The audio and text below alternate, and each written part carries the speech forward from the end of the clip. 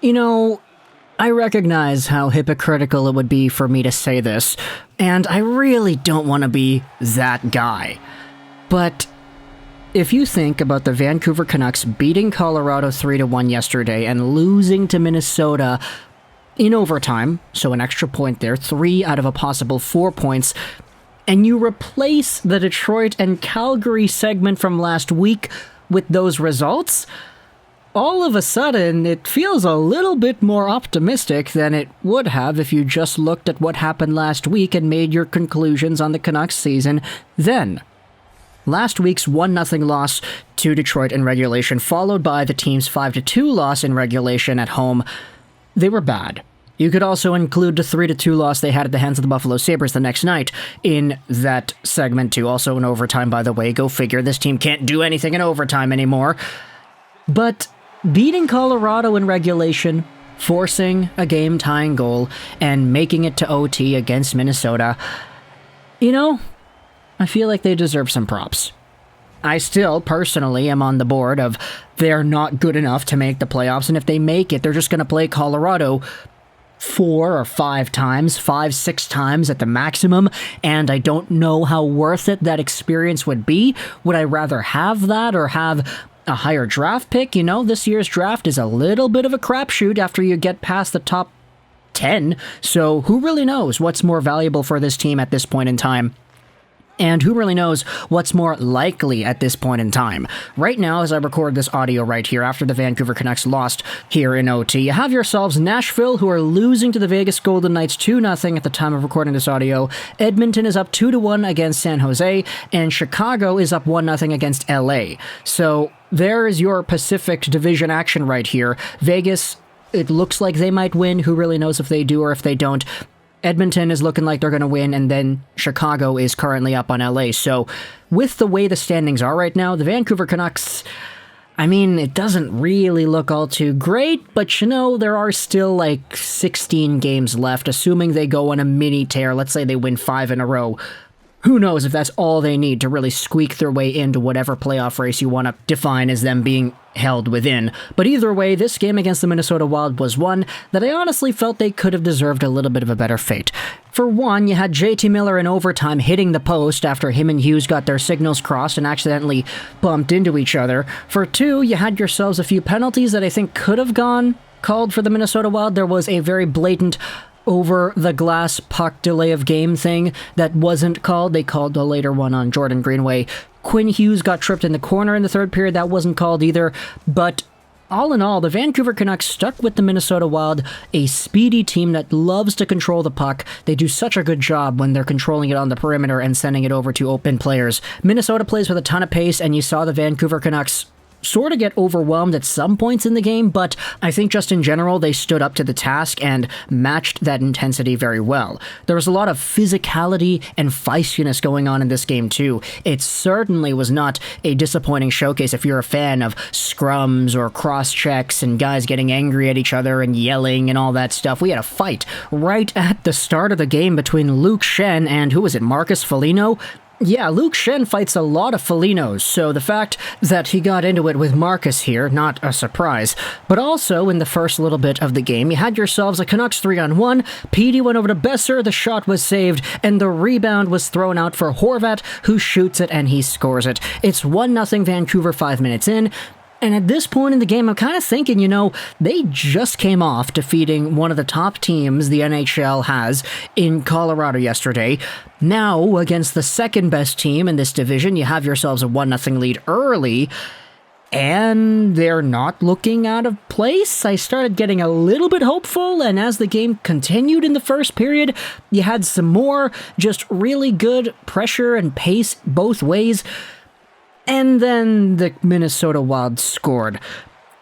Oliver Ekman-Larsson had a turnover in his own zone. It's fed over to Kaprizov, who plays around the perimeter. He does a nice give-and-go play, finds it in the high slot, he shoots it, and he scores it. Not a good goal for Demko to let up, but it did go through two people's legs in front, so not the most unforgivable goal in the world, but it's 1-1 with 12 minutes left to go in the first period.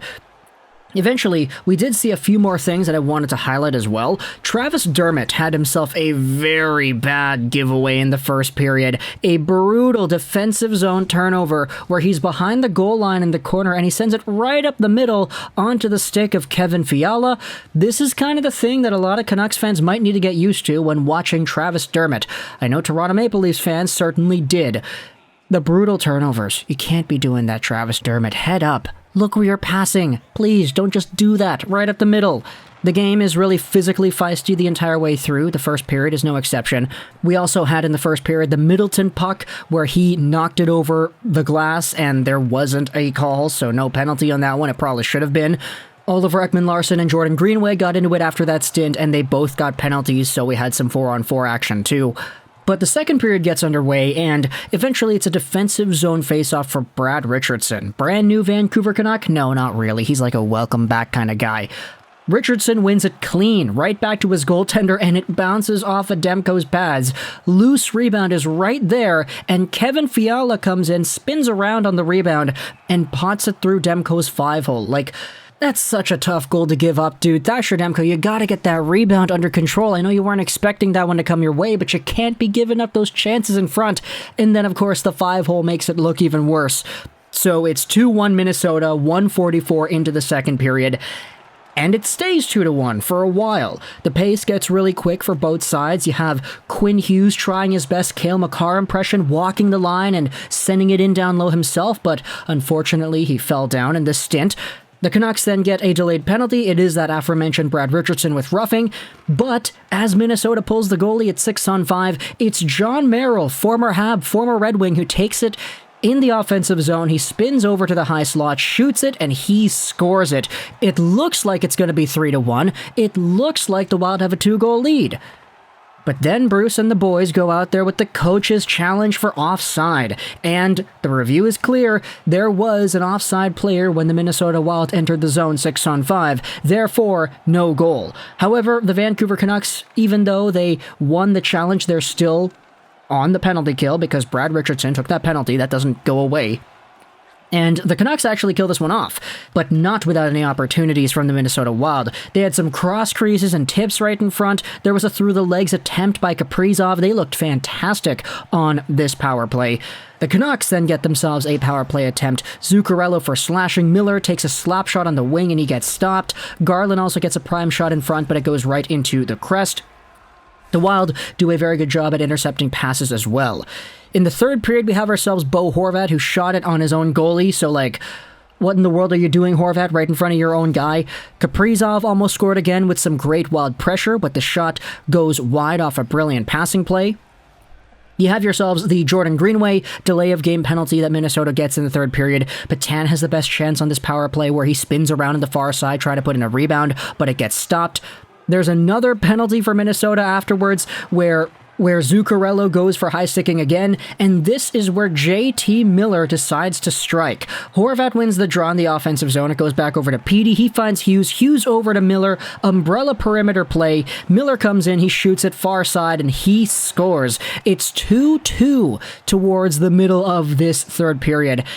And the game just gets really feisty after that. You have yourselves a Bo Horvat on Hartman situation. Kaprizov and Hughes got into it as well. Power play for Minnesota off of this scrum with Bo Horvat going to the box for cross-checking.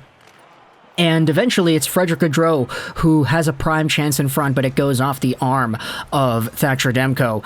The penalty is killed, and we have ourselves just a few more chances bouncing back and forth. Podkolzin sets up Lamico. There was a shot that went wide. Podkolzin also drove the net and forced a backhand that went up and wide, but that was a brilliant play. We need to see more like that, Podkolzin. More power forward-like moves. Brock Besser had a few defensive turnovers that I didn't like, especially in the third period here when it was crunch time. You don't want to see those go down. The Wild had themselves some really good pressure towards the end of the third period, aided by Hughes getting tripped with no call. There was Tyson Jost who had a shot right in front in the middle that went off of Tyler Myers' arm, I believe, and it went wide. It barely fluttered wide. And then Demko makes a save on a point drive with less than 10 seconds left to go. Shen calms it into the corner, and that's the end of the third period. It's tied 2-2. Now overtime. In overtime, the Canucks took control right away. It was Elias Pettersson charging right in. He plays it off to the side after crossing the blue line, but Miller and Hughes get their signals crossed. We saw this last time against Buffalo too. What's going on with Miller and Hughes on their board play? Eventually, after the Wild try to force a breakaway, odd man rush the other way, it gets deflected down. Miller takes it, and he's got a lane to the net. He comes in, he shoots it, and it goes off the post. And then a little bit later, you have a breakaway chance set up for Joel Eriksson Ek. He comes in, he dekes, and he scores. Not a good result for the Vancouver Canucks. You certainly felt like they could have gotten more in this one. It's just sort of wild that like all these overtimes that they play against Edmonton, against Washington, against Buffalo, against Minnesota here, it all feels like they're over so quickly off of just a bland turnover here or there. Like, why can't the Canucks do that? Why can't they be the team that capitalizes on a turnover and comes back and shoots it and scores it? Why can't anybody else on this team do something other than JT Miller? Man, I love JT Miller. The guy got himself a goal today, so good on him for doing that. I don't think he got an assist on the Bo Horvat marker of the first, because that was Petey to Brock, and then the rebound was out to Oliver Ekman-Larsson, I believe. So there you go, just 1 point for Miller today rather than the previous few games where he has had 2. But either way, let me know in the comments what do you think about the Vancouver Canucks and their current playoff odds, I guess. Things get a little bit more interesting with the fact that the games are still going on between Edmonton, San Jose, Vegas, LA, etc. tonight still. But the Canucks get themselves 3 out of 4 possible points against Minnesota and Colorado. They've got Dallas next. This is going to be the most interesting game of the year when it comes to looking at the points and looking at the standings. Let me know in the comments all your thoughts. I hope you enjoyed this with Josh 9, and bye.